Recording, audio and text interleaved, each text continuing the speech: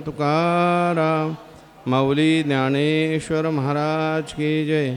जगद्गुरु तुकाराम महाराज की जय. शांतीब्रह्म एकनाथ महाराज की जय. सद्गुरु जोग महाराज की. परम ब्रह्म परम धाम पवित्रम परमं भवान पुरुषं शाश्वतं दिव्य मादिदेवम अजम विभूम. भगवंताच्या कृपेने सर्व संतांच्या आशीर्वादाने पुण्यसलीला इंद्रायणी मातेच्या पावन तीरावर संजीवन समाधिस्थ ज्ञानोबारायांच्या या पवित्र अशा अलंकापूर नगरीमध्ये ज्ञानेश्वर महाराजांच्या या पवित्र अशा प्रांगणामध्ये वारकरी शिक्षण संस्था आणि आळंदी देवस्थान यांच्या माध्यमातून सुरू असलेली आपली ही नित्याची ज्ञानेश्वरी प्रवचन सेवा आहे.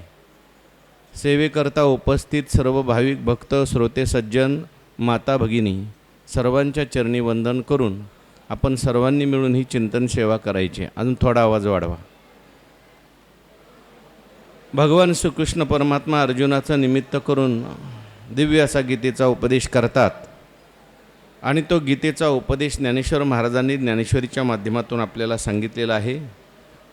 10व्या अध्यायाचा आपला विचार सुरू आहे आणि 10व्या अध्यायातील 12व्या श्लोकाचा विचार आज करायचा आहे.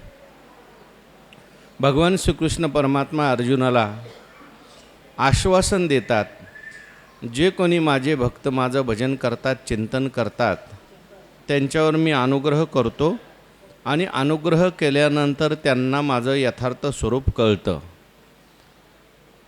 अशा पद्धतीने आश्वासन ऐकल्यानंतर अर्जुन महाराजांनी भगवान परमात्म्याचं जे यथार्थ स्वरूप आहे ते कळाल्यामुळे भगवान परमात्म्याचं यथार्थ स्वरूप कसं आहे हे अर्जुन महाराज या ठिकाणी सांगतात. भगवंताच्या संबंधाने जरी ऐकलेलं असलं सांगितलेलं असलं तरीसुद्धा भगवंताचं स्वरूप भगवंताची कृपा झाल्याशिवाय कळत नाही. अर्जुन महाराजांनी पुढे सांगितलंय, अनेक वर्ष भगवंताचं मी संबंधी ऐकत होतो. ऐकणं वेगळं सांगणंही वेगळं, पण देवाची कृपा झाल्यावर त्याचा अनुभव येत असतो. केवळ ऐकलं वायाला जाणार नाही, त्याचा काही ना काही फायदा होईल, परंतु देवाची कृपा झाल्यानंतर ऐकलेलं असतं ते अनुभवाला आल्याशिवाय राहत नाही.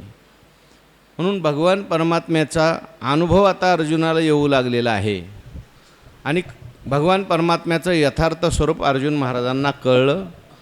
भगवान परमात्म्याला अर्जुन महाराज म्हणतात, तुम्ही कसे आहात? पहिलं विशेषण भगवंताला दिलं, परमब्रह्म, तुम्ही परब्रह्म आहात. दुसरं विशेषण आहे परमधाम, तुम्ही परमधाम आहात. आणि पवित्र, परम पवित्र तुम्ही आहात. पुरुषम शाश्वतम, शाश्वत पुरुष तुम्ही आहात. दिव्य आहात, सगळ्या देवांचा आदिदेव आहात. अज म्हणजे ज्यांना जन्म नाही असे तुम्ही आहात. आणि विभूम म्हणजे व्यापक तुम्ही आहात. आत्तापर्यंत अर्जुन महाराज भगवंताला आपल्यासारखं समजत होते. जोपर्यंत भगवंताची कृपा होत नाही, संतांची कृपा होत नाही, तोपर्यंत मनुष्य देवाला सुद्धा आपल्यासारखा समजतो. आपण जसे शरीरधारी आहोत तसा भगवानसुद्धा काय आहे, फक्त शरीरधारी आहे असं मनुष्य समजत असतो. आपलं तुमचं आमचं जाऊ द्या, पण अर्जुन महाराजांना सुद्धा अनेक वर्ष भ्रम होता. जणू काय भगवान परमात्मा हा आपला सखा आहे, भगवान परमात्मा आपला मित्र आहे आणि मित्र असल्यामुळे सखा असल्यामुळे मदत करण्याकरता तो आपला सारथी झालेला आहे. अहो, दुर्योधनाला भगवंताने आपलं विराट स्वरूप दाखवलं सभेमध्ये, पण तरीसुद्धा दुर्योधनाला भगवंत कळाला नाही. देव मिळून उपयोग नाही, देव कळावा लागतो. आणि न कळालेला असल्यामुळे दुर्योधनाला काही फायदा शेवटपर्यंत झाला नाही. विश्वरूप दाखवलं भगवंतांनी, तरीसुद्धा दुर्योधन म्हणायला लागला, हा तू कपटी आहे, मायावी आहे, काहीतरी माया मला दाखवली. मग देवाची कृपा झाल्यानंतर देवाचं स्वरूप कळतं. मग अर्जुन भगवंताला म्हणतात, देवा आता मला कळायला लागलेलं आहे, तुम्ही म्हणजे फक्त माझ्या रथावर बसलेले सारथी नाही. तुम्ही कोण आहात? तुम्ही परब्रह्म आहात. भगवंताला अर्जुनाने परमब्रह्म असं म्हटलं आहे. केवळ ब्रह्म नाही, ब्रह्म म्हणजे व्यापक. परब्रह्म म्हणजे सर्वामध्ये जगात व्यापक जी वस्तू आहे ती तुम्ही आहात. अगा ब्रह्मया नावा मीची अभिप्रावो पांडवा. अनेक ठिकाणी ज्ञानेश्वरीमध्ये भगवंताला परब्रह्म असं म्हटलेलं आहे. भगवान हा सर्वामध्ये व्यापक आहे, सर्वामध्ये श्रेष्ठ आहे. जरी एका ठिकाणी भगवान परमात्मा दिसत असले तरीसुद्धा भगवान परमात्मा सर्व ठिकाणी आहेत. विठ्ठल विस्तारला जनी सप्तही पाताळे भरुनी. विठ्ठल व्यापक त्रिभुवनी विठ्ठल मुनी मानशी. मग कोणी असं म्हणेल का हो ब्रह्म तर निर्गुण निराकार असतं आणि हा भगवान परमात्मा तर सगुण साकार आहे, मग सगुण साकार असलेला भगवान ब्रह्म कसा काय होईल? जरी भगवान परमात्मा सगुण साकार झालेले असले तरीसुद्धा त्यांच्या निर्गुण निराकार स्वरूपात कोणताही बदल घडत नाही. तूप थिजलेलं असलं काय आणि तूप विरघळलेलं असलं काय, तूप हे काय आहे? तूपच आहे. तसं भगवान परमात्मा जरी साकार झालेले असले तरीसुद्धा मूर्तीचे निमेळे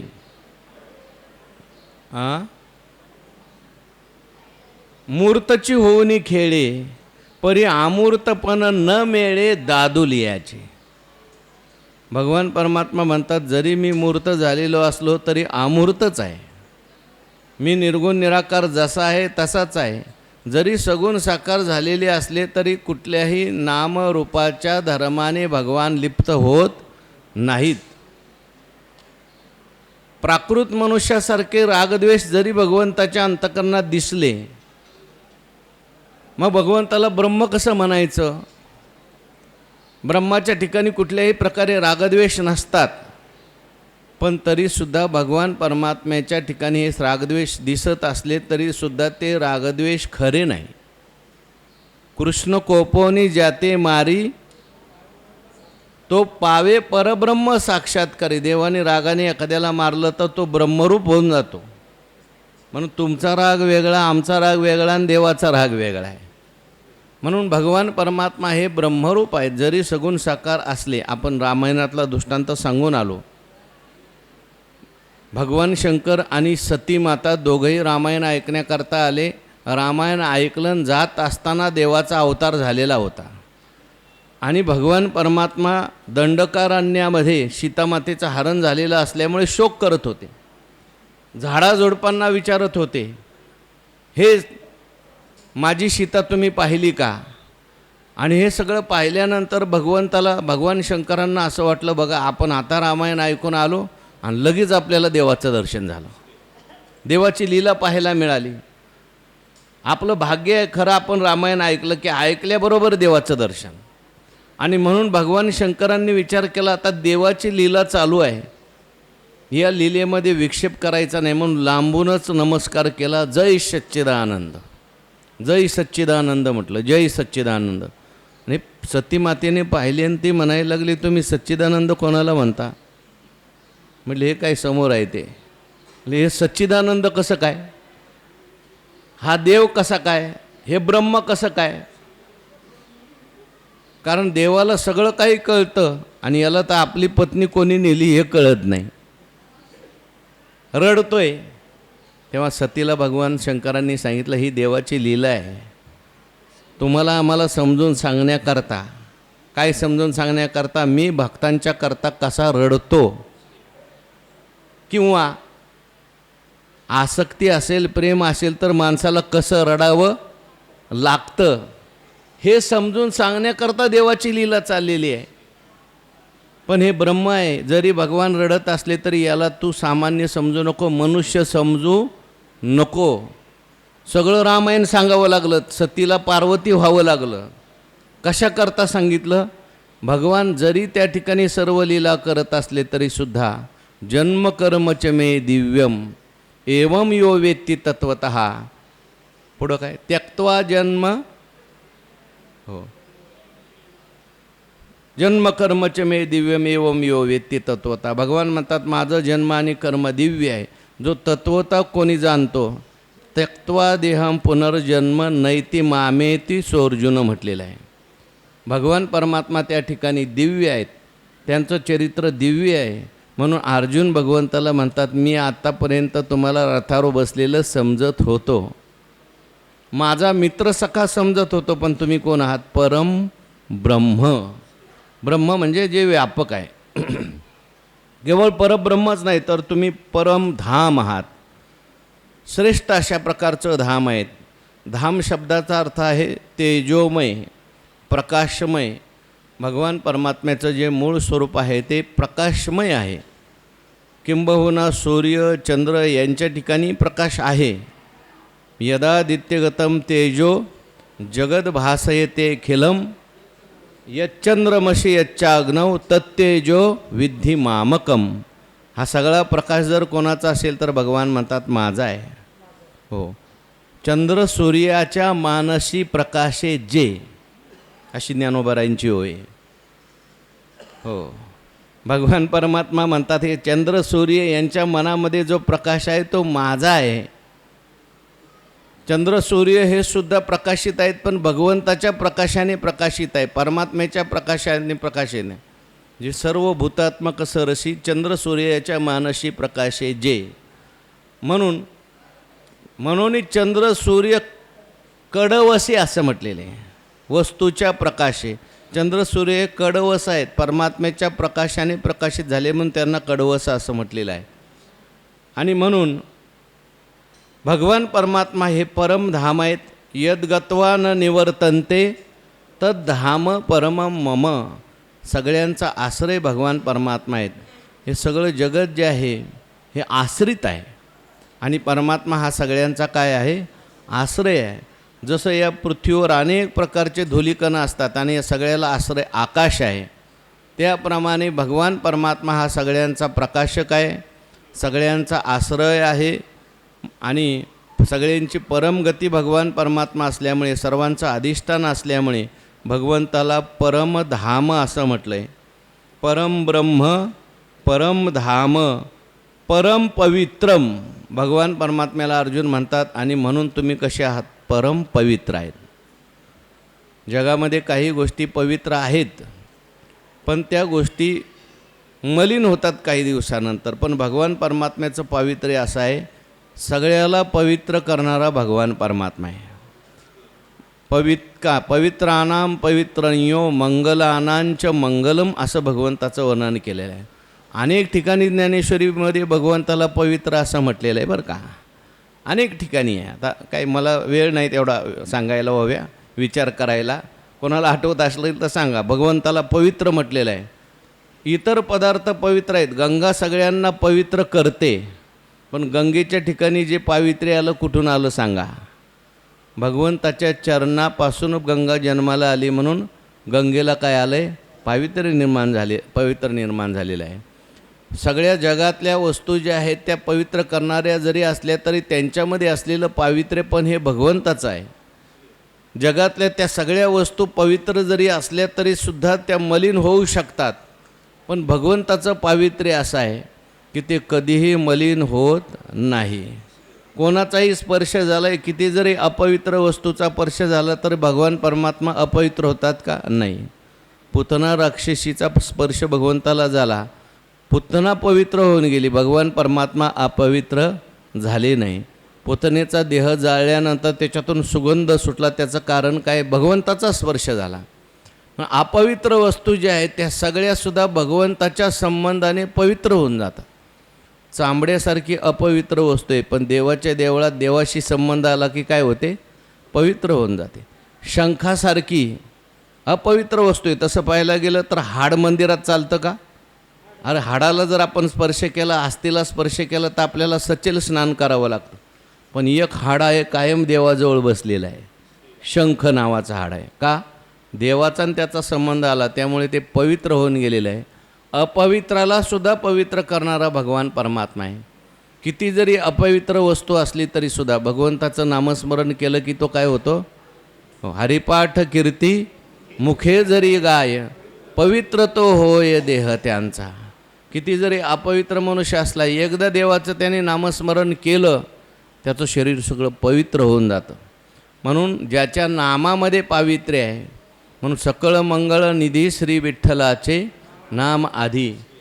ज्याचं रूप पवित्र आहे, ज्याचं नाम पवित्र आहे, असा भगवान परमात्मा जगामध्ये सगळ्यात पवित्र आहे. म्हणून भगवंताला काय म्हटलेलं आहे? परम पवित्र.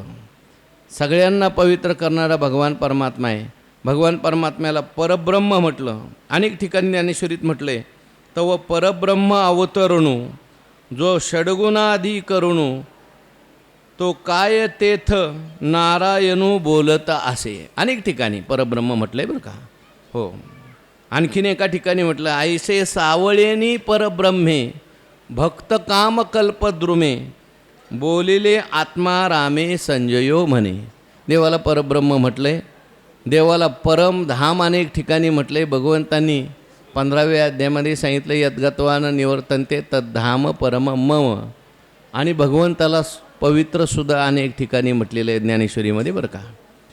अनेक ठिकाणी ज्ञानेश्वरीत पवित्र आलं आहे. म्हणून भगवान परमात्म्याला अर्जुन म्हणतात, देवा तुम्ही पवित्र आहात आणि तुम्ही सर्व त्या ठिकाणी मंगल आहात, सगळ्यांचं पवित्र असं धाम आहात, प्रकाशमय तुम्ही आहात, सगळ्यांचा आश्रय तुम्ही आहात. आणि पुरुषम शाश्वतम दिव्यम आदि देवम अजम विभुम. भगवान परमात्म्याला या ठिकाणी अर्जुन महाराज म्हणतात, पवित्र तर तुम्ही आहातच आहात, परंतु शाश्वत असा पुरुष तुम्ही आहात. भगवान परमात्म्याला पुरुष असं म्हटलेलं आहे. वास्तविक पाहता भगवान परमात्मा हाही एक पुरुष आहे बरं का. बाकी सगळे जे आहेत पुरुष नाहीत. दाढी मिशा असल्या तरी स्त्रियाच आहे. लौकिक दृष्टीने पुरुष स्त्री हा भेद आहे, पण तात्विक दृष्टीने पाहिलं तर एक परमात्मा हाच पुरुष आहे. आपण त्या मीराबाईची गोष्ट नेहमी ऐकत असतो. मीराबाई त्या वृंदावनामध्ये गेल्या आणि तिथे एक मोठे संत होते, त्यांचं नाव आहे जीव गोस्वामी. त्यांच्या दर्शनाकरता मीराबाई गेल्या तर त्यांनी असं सांगितलं, त्यांचा असा नियम होता, चांगला आहे नियम तो, त्यांनी नियम केलेला होता. प्रत्येकाचा काही काही वेगवेगळा नियम असतात. तो त्यांचा असा नियम होता की स्त्रियांना दर्शन द्यायचं नाही. मीराबाईंनी सगळ्यांचं दर्शन घेतलं होतं आणि त्या महात्म्याचं दर्शन घेत नाही, मिळत नाही. आता त्या मीराबाईसुद्धा अधिकारी होत्या बरं का. त्या शिष्यांना म्हणायला लागल्या, तुमच्या गुरूंना जाऊन सांगा जगात एकच पुरुष आहे, तो म्हणजे कृष्ण आहे. तुम्ही स्वतःला पुरुष मानता, तुम्हाला लाज वाटत नाही का? असं म्हटल्यानंतर लगेच त्यांनी दरवाजा उघडला आणि मीराबाईला साष्टांग नमस्कार केला. म्हटले, आतापर्यंत मी स्वतःला पुरुष समजत होतो, आज तुम्ही माझ्या गुरु झाला. वास्तविक पाहता एकच जगात पुरुष आहे. जो जो प्रकृतीमध्ये अडकलेला आहे तो स्त्रीच आहे. पण प्रकृतीचं ज्याने उल्लंघन केलेलं आहे, प्रकृतीशी ज्याने प्रकृतीचा अंगीकार करून सुद्धा कुठल्याही प्रकारे प्रकृतीशी तादात्म्य नाही, तो खरा पुरुष आहे. म्हणून त्या ठिकाणी भगवान परमात्म्याला पुरुष म्हटलं, पण तो भगवान परमात्मा शाश्वत पुरुष आहे बरं का. पुरुष आहेत जगामध्ये, परंतु ते शाश्वत पुरुष नाही, क्षर पुरुष आहे, अक्षर पुरुष आहे. आणि या दोन्हीपेक्षा वेगळा जो आहे उत्तम पुरुष आहे भगवान परमात्मा. शाश्वत असलेला पुरुष आहे, नित्य असलेला भगवान परमात्मा आहे. म्हणून भगवान परमात्म्याला कालपरिच्छेद नाही, भगवंताला कुठल्याही प्रकारे देश परिच्छेद नाही, भगवंताला वस्तूसुद्धा परिच्छेद नाही. म्हणजेच सर्व देशात भगवान परमात्मा आहे, सर्व कालात भगवान परमात्मा आहे आणि सर्व वस्तूमध्ये सुद्धा काय आहे? परमात्मा आहे.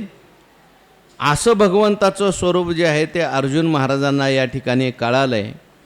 म्हणून भगवान परमात्म्याला म्हणतात शाश्वतम पुरुषम, तुम्ही शाश्वत पुरुष आहात. भगवंताला पुरुष का म्हटलेलं आहे ते मागे 8व्या अध्यायात वगैरे आपला विषय गेला आहे बरं का. गेला आहे ना, ओवी सांगायची हा म्हणून काय चालणार आहे. पुरुष भगवंताला का म्हटलेलं आहे? या पुरीमध्ये शयन करतो भगवान परमात्मा, म्हणून भगवंताला काय म्हटलेलं आहे? पुरुष म्हटलेलं आहे. आणि म्हणून भगवान परमात्म्याला परम पुरुष या ठिकाणी म्हटलं. आणि दिव्य असं भगवान परमात्म्याचं शरीर आहे बरं का. दिव्य शब्दाचा अर्थ आहे भगवंताचं शरीर जे आहे ते तुमच्या आमच्यासारखं नाही. जरी भगवान परमात्म्याने अवतार धारण केला, विग्रह धारण केला, जरी भगवान तुमच्या आमच्यासारखे दिसत असले शरीराने, तरीसुद्धा भगवंताचं शरीर कसं आहे? दिव्य आहे. त्या शरीरामध्ये तुमच्या आमच्यासारखे विकार नाहीत. जरी भगवंताने लीलेने दाखवले तरीसुद्धा ज्ञानोबारायांनी घोंगडीचं रूपक करून देवाच्या शरीराचं वर्णन केलं आहे. स्वगत सच्चिदानंद मिळोनी शुद्ध सत्वगुणी विनली रे, षडगुण गोंडे रत्न जडित तुझं श्याम सुंदरा शोभली रे. भगवंताचं जे शरीर आहे ते दिव्य आहे. त्याच्यामध्ये यश, श्री, औदार्य, ज्ञान, वैराग्य, ऐश्वर हे 6 गुण भगवान परमात्म्याच्या ठिकाणी राहतात. भगवान परमात्म्याचं शरीर इतकं दिव्य आहे की भगवंताचं दर्शन ज्याला झालं तो मनुष्य कृतार्थ होतो. भगवान परमात्म्याच्या शरीरामध्ये बाकीचे लौकिक विकार कोणत्याही पद्धतीने नाही. भगवान परमात्मा त्या ठिकाणी म्हणून कसा आहे, दिव्य आहे. भगवंताचं दिव्य असं दर्शन अर्जुन महाराजांना पुढे 11व्या अध्यायात भगवंतांनी करून दिलेलं आहे. अनेक भक्तांना भगवंताचं दिव्य असं दर्शन झालेलं आहे. म्हणून भगवान परमात्म्याला अर्जुन महाराज म्हणतात, देवा तुम्ही कसे आहात, दिव्य आहात. आदिदेवम, आणि सगळ्या देवांचे आदी भगवान परमात्मा आहेत बरं का. ब्रह्मदेव असतील, भगवान विष्णू असतील, भगवान महेश असतील किंवा सगळे देव असतील, तो हा देवादी देव बरवा असं म्हटलं आहे. किंवा तो हा देवांचाही देव. सगळे देव जे आहेत ते भगवान परमात्म्यापासून निर्माण झालेले आहेत. सगळ्यांचा आदी भगवान परमात्मा आहे, सगळ्यांचं कारण भगवान परमात्मा आहे. आणि म्हणून आदी देव तुम्ही आहात. मग देवाचा कोणी देव आहे का, देवाचं कोणी कारण आहे का, देवाला कोणतंही कारण नाही. म्हणून भगवंताला अजम म्हटलं. अजम रुक्मिणी प्राण संजीवनम तर म्हटलेलं आहे. भगवान परमात्मा अज आहे. भगवान परमात्म्याला कोणतंही कारण नाही. जरी भगवान परमात्मा वसुदेवाच्या घरी जन्माला आलेले दिसले, लीला आहे. नंदबाबाच्या घरी प्रगट झालेले दिसले तरीसुद्धा लीला आहे. परंतु भगवंताला कुठल्याही प्रकारचा आदी नाही, जन्म नाही भगवान परमात्म्याला. जन्माला आलेलं भगवान परमात्मा दाखवतात. माझे अजत्वे जन्मने म्हटले. अविकारत्वेची कर्म करणे, हे अविकार जो जाणे तो परममुक्त म्हटलेलं आहे. मग जन्माला आलेलं दिसलं तरी भगवंताचा जन्म आणि भगवंताचं कर्म सगळं दिव्य आहे बरं का. जन्म भगवान परमात्मा अर्जुनाला 4थ्या अध्यायात सांगतात, बहुनी मे व्यतीतानी जन्मानी तव चार्जुन तान्यम वेद सर्वानी नत्वम वेत्थ परंतप. माझे आणि तुझे बरेच जन्म झाले पण मी सगळे जाणतो, तू कशाला जाणत नाही. जन्म फक्त भगवान परमात्मा मायेचा अंगीकार होऊन प्रगट होतात त्यालाच भगवंताचा जन्म किंवा अवतार म्हटलेला आहे. वास्तविक पाहता भगवान परमात्मा जरी प्रगट झालेले असले, जन्माला आल्यासारखे दिसले तरीसुद्धा जन्म नावाच्या विकाराने ते विकारित होत नाहीत. मरण नावाच्या विकाराने ते विकारित होत नाहीत. म्हणून अजम असं म्हटलेलं आहे. न जन्माला येणारा भगवान परमात्मा आहे. जन्माला आल्यासारखे जरी दिसले तरीसुद्धा अज आहेत. आणि विभू म्हणजे सर्व ठिकाणी भगवान परमात्मा काय आहे, व्यापक आहे. म्हणून अशा पद्धतीने अर्जुन महाराजांना भगवंताचं दर्शन झालं आहे. म्हणून अर्जुन महाराज भगवंताला म्हणतात, तरी होशी गा तू परब्रह्म, जो या महाभूता विसवते धाम, पवित्र तू परम जगन्नाथा. भगवान परमात्म्याला अर्जुन म्हणतात, तुम्ही कसे आहात देवा, तरी होशी गा तू परब्रह्म. तू आता कोण आहेस, परब्रह्म आहेस. माझ्यासमोर जरी तुम्ही बसलेले असले, माझे सारथी म्हणून देवा जरी दिसत असले तरी मी आता तुम्हाला काय केलेलं आहे, ओळखलेलं आहे. आतापर्यंत मी तुम्हाला ओळखलेलं नव्हतं. अनेक वेळा संतांनी सांगितलं आहे, ऋषींनी सांगितलं आहे, पण मला अजून कळालं नव्हतं. आज मात्र तुमची कृपा झाली, तुमच्या मुखातले शब्द आले आणि देवाची कृपा झाली की देवाचं सगळं यथार्थ स्वरूप कळायला लागतं. मला आता कळालेलं आहे. तुम्ही जरी दिसत असले तरीसुद्धा सामान्य नाही. तुम्ही कोण आहात, साक्षात परब्रह्म आहात, व्यापक आहात. सर्वा घटी राम देहादेही एक सूर्यप्रकाशक सहस्र रश्मी, अशा प्रकारचं परमधाम तुम्ही आहात. म्हणून तू होशिगा परब्रह्म, जो या महाभूता विसवते धाम. जी काही महाभूतं आहेत, पंचमहाभूतं, आणि त्याच्यापासून सगळी निर्माण झालेली सृष्टी आहे. या सगळ्यांच्या विश्रांतीचं स्थान. हो, हे सगळी प्रकृतीमध्ये विश्रांती करतात आणि प्रकृती जिथे विश्रांतीला जाते ते स्थान म्हणजे भगवान परमात्मा आहे. ते शिनली जेथ विसवे ते परमगती मी. मागचं सांगायचं हो, ते तर मलाही पाठ आहे ना, मला पाठ असलेलं नका सांगू. हे चराचर आगवे हे प्रकृती आत साठवे ते शिनली जेथ विसवे ते परमगती मी. हे सगळं चराचर आहे, या प्रकृतीमध्ये त्या ठिकाणी थांबतं. प्रलय काळाच्या वेळेस हे सगळं काहीच नसतं, मग हे विश्रांतीला जातं. कुठं जातं? परमात्मा स्वरूपाच्या ठिकाणी बरं का. जीवसुद्धा कुठं जातो शेवटी विश्रांतीला? परमात्मा स्वरूपाच्या ठिकाणी. रोज किती जरी त्या ठिकाणी खटपट झाली, दिवसभर किती त्रास झाला, तरी संध्याकाळी झोपायला कुठं जातो? परमात्म्याच्या ठिकाणी जातो बरं का, देवाजवळ जातो. आणि जर देवाने आपल्याला जवळ घेतलं नाही आणि झोपच आली नाही तर माणूस नुसता गडबडून जातो, त्याला चैन पडत नाही. म्हटलं 2 दिवस झालं मला खोकला, तो झोपच आली नाही. म्हणून देव रोज संध्याकाळी आपल्याला घेऊन झोपतो आणि दुसऱ्या दिवशी उठवतो, म्हणून प्रवचनाला आपण येतो. शिनल्यानंतर आपण कुठे जाऊन झोपतो? भगवान परमात्म्याच्या जवळ बरं का. देवाजवळ गेलं की मग विश्रांती प्राप्त होते. म्हणून भगवान तू या महाभूता विसवते धाम, सगळ्यांच्या विश्रांतीचं स्थान जर आहे. सगळी प्रकृतीसुद्धा विश्रांती भगवंतामध्ये घेते, पंचमहाभूतसुद्धा विश्रांती भगवंतामध्ये घेतात. आणि पवित्र तू परम जगन्नाथा, त्या ठिकाणी पवित्र आहे भगवान परमात्मा. अनेक लोकांना भगवान परमात्म्याने पवित्र केलेलं आहे. अपवित्र असलेले अनेक लोक भगवंताच्या नामस्मरणाने पवित्र झाले. वाल्या कोळ्याचं उदाहरण आपण पाहतो. राम राम म्हणता येत नव्हतं, अपवित्र जीवन होतं.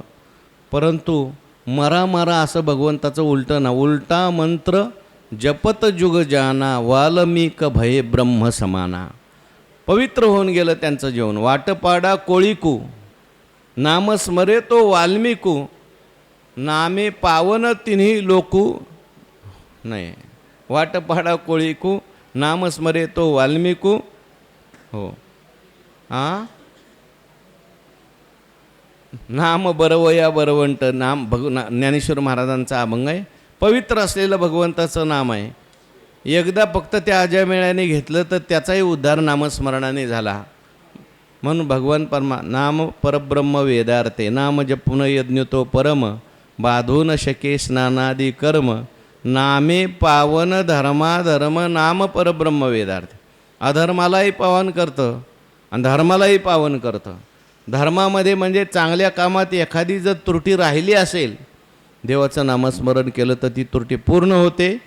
म्हणून पवित्र तू परम आणि जगन्नाथ म्हटलं आहे. देवाला जगन्नाथ का म्हटलं? ज्ञानेश्वरीत देवाला जगन्नाथ अनेक ठिकाणी म्हटलेलं आहे बरं का. हो, आधनी घातलिया हरळ होती अमृताचे तांदूळ, जरी भुकेची राखे वेळ जगन्नाथ. तिथं एक शब्द आला. कुठं कुठं जगन्नाथ शब्द आला आहे बघा ज्ञानेश्वरीमध्ये. जगन्नाथ देवाला का म्हटलं? ते ज्ञानेश्वर महाराजांनी बरोबर जगन्नाथाचा दृष्टांत आणि भाताचा दृष्टांत घेतला आहे बरं का. आजही तुम्ही जगन्नाथपुरीला गेले तिथं देवाला नैवेद्य कशाचा असतो? मोठे मोठे हांडे असतात, भात असतो तिथं. ज्ञानोबारायांनी वही लिहिली, आधनी घातली हरळ, नाही तांदूळ मिळाले, एका माणसाने कोवळे कोवळे दगड आणले आणि ते त्या ठिकाणी पाण्यात घातले. पण देवाची इच्छा असेल तर होते अमृताचे तांदूळ. देवाने जर ठरवलं तर त्या दगडाचे सुद्धा काय होतील? अमृताचे तांदूळ. जरी भुकेची राखे वेळ जगन्नाथ. जगन्नाथ म्हणजे जगाचा नाथ बरं का. संपूर्ण जगाचा सांभाळ करणारा आहे. माये जगन्नाथ, बाप जगन्नाथ, अनाथाचा नाथ जनार्दन. देवाला जगन्नाथ का म्हटलेलं आहे? सगळ्या जगाचं पालनपोषण भगवान परमात्मा करतात. ऐसा जो समर्थू तो मी जगाचा नाथू असं म्हटलेलं आहे. म्हणून भगवान परमात्म्याला जगन्नाथ म्हटलेलं आहे. असा भगवान परमात्मा, तुम्ही जगाचे नाथ आहात, जगाचा सांभाळ करणारे आहात, जगाचं पालनपोषण करणारे आहात. आणखीन तुम्ही कसे आहात? तू परम देवत तिही देवा, दैवत तिही देवा. तू पुरुष जी 25वा, दिव्य तू प्रकृती